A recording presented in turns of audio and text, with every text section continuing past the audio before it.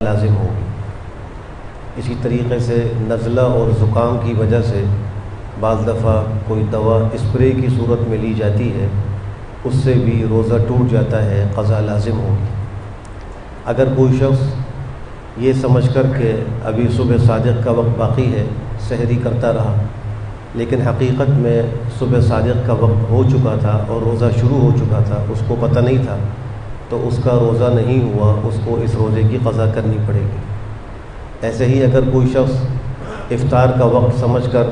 کہ روزے کا وقت مکمل ہو گیا، افطاری کا وقت ہو چکا ہے، روزہ کھول لے، لیکن حقیقت میں ابھی روزے کا وقت باقی تھا اور افطار نہیں ہوا تھا، تو اس کا بھی روزہ فاسد ہو گیا، اس کو بھی قضا لازم ہے۔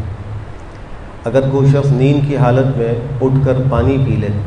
اس کو بالکل ہوش نہ ہو، نیند کی حالت میں ہو، بعض لوگ چلتے پھرتے بھی ہیں، بات چیت بھی نیند کی حالت میں کرتے ہیں، اگر اس نے پانی پی لیا تو نیند کی حالت میں پانی پینے سے بھی روزہ ٹوٹ جاتا ہے، قضا لازم ہوگی۔ باقی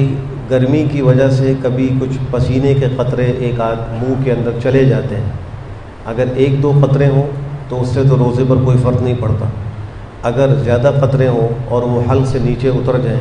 تو اس صورت میں بھی روزہ فاسد ہو جاتا ہے، قضا لازم ہے۔ اللہ ہم سب کو بہتر عمل کی توفیق نصیب فرمائے۔ الحمدللہ رب العالمین۔